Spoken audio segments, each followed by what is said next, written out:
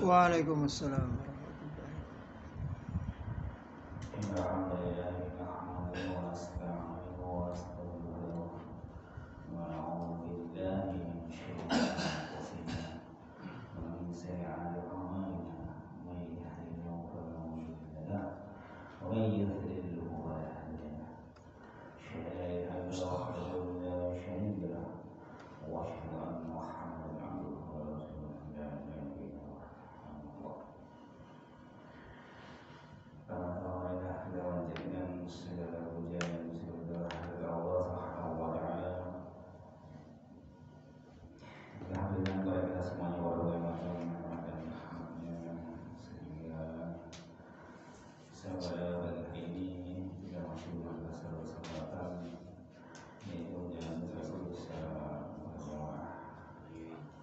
Waalaikumsalam. Contohnya dengan keadaan sehat walafiat, tidak ada halangan serta Allah. Selanjutnya kedua, semoga salawat serta kita selalu tercurahkan kepada baginda Rasulullah SAW. Salawat dan para sahabatnya dan orang beriman yang berdasarkan, semoga kita semua yang ada di sini adalah termasuk yang ada. Amin. Baiklah jemaah Rasulullah. Seperti biasa bagi ini mulai bacakan satu hadis juga namanya baru kali ini kebetulan masih akan bacakan hadis tentang sholat.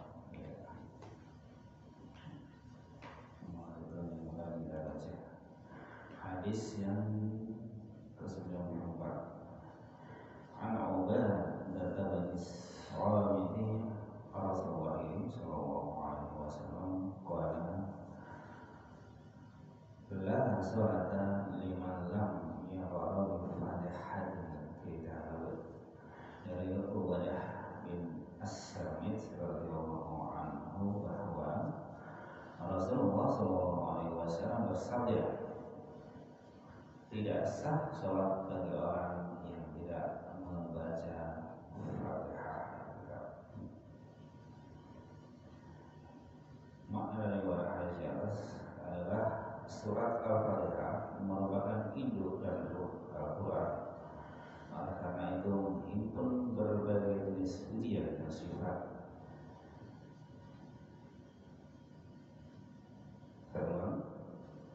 Surat Al-Fatihah merupakan induk dan ruh Al-Quran karena ia menghimpun berbagai jenis pujian dan sifat yang tinggi bagi Allah SWT. Penetapan kekuasaannya, hari kebangkitan dan pembalasan, ibadah dan tujuan, yang semua ini merupakan jenis-jenis tauhid dan taklif. Kemudian Al-Fatihah juga mencakup doa yang paling utama, permohonan yang paling diharapkan, dan permintaan keselamatan dari jalan orang-orang yang ingkar dan sesat ke jalan orang-orang yang berilmu dan beramal sebagaimana yang ditetapkan risalah untuk mengikuti jalan yang wajib.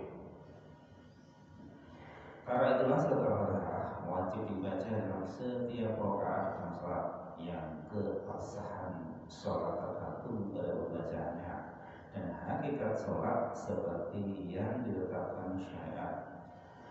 Dinafikan jika yang ditetapkan syariat dinafikan jika ia tidak dibaca. Menafikan hakikat sholat yang syariah ini dikeluarkan apa yang ditakhrij Ibnu Khuzaimah dari Abu Hurairah radhiyallahu. Sholat tidak cukup jika di dalamnya tidak dibaca Al-Quran dan surat Al-Fatihah. Di sini dijelaskan ada perbedaan pendapat di kalangan ulama seperti yang sudah disebutkan di atas, bahwa mazhab Hanafi berpendapat yang disyariatkan adalah membaca Al-Fatihah di dalam sholat. Hanya saja mereka juga memperbolehkan sholat tanpa membaca Al-Fatihah meskipun bagi orang yang mau membacanya. Yang benar adalah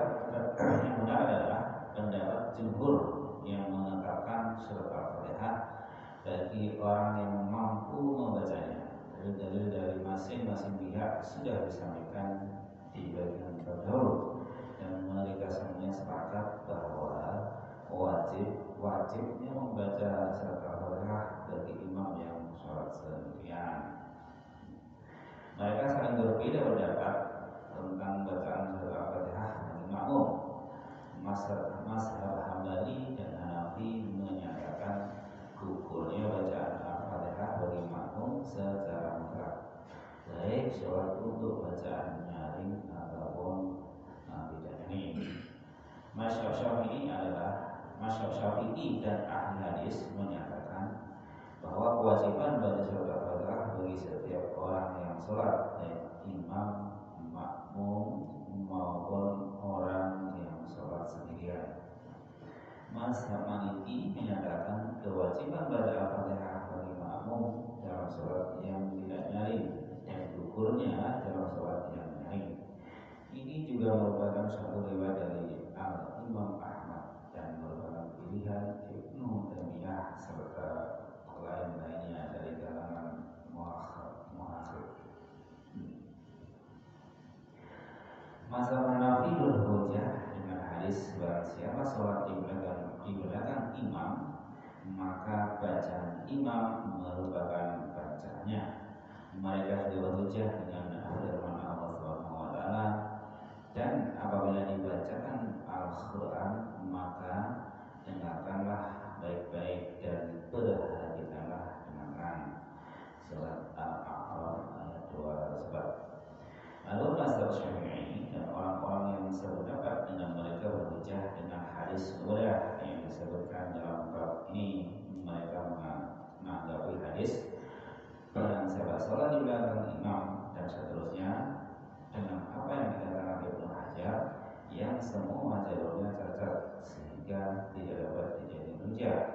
Adapun ayat dan apabila dibaca Al-Quran atau sejenisnya merupakan bacaan yang bersifat umum untuk setiap bacaan, sedangkan hadis Ubadah bersifat khusus berkaitan dengan surat Al-Fatihah.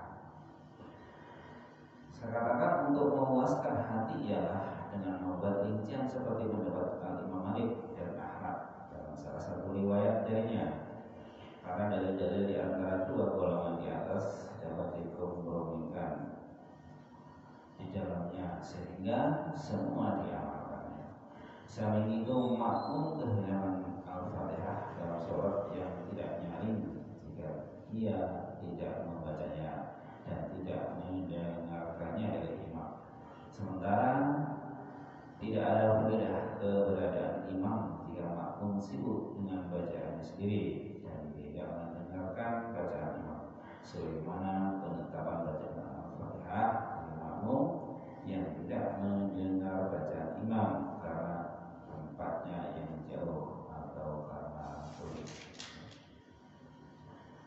Di sini disimpulkan dari hadis di atas ada 3 kesimpulan, yaitu 1. Kewajiban membaca surat Al-Fatihah dalam setiap rakaat sholat selagi ada kemampuan untuk membacanya.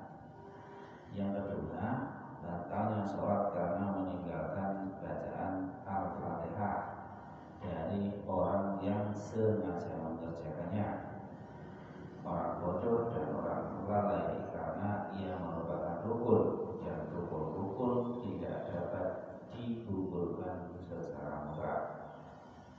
Nah, yang ketiga, seperti yang sudah disampaikan di atas, yang paling benar di antara 3 pendapat ini bahwa makmum wajib membaca surat Al-Fatihah dalam surat tidak nyaring, dan bacaan itu gugur birunya dalam surat yang nyaring karena dia harus mendengarkan bacaan imam.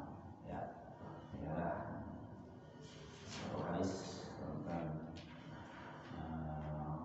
sholat, yaitu membaca surat Al-Fatihah.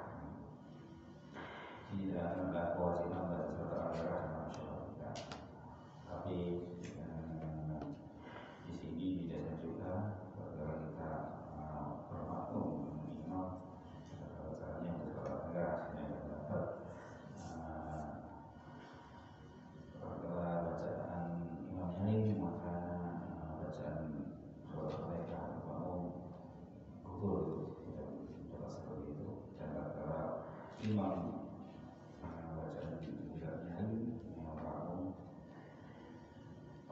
masih menjawab Al-Fatihah.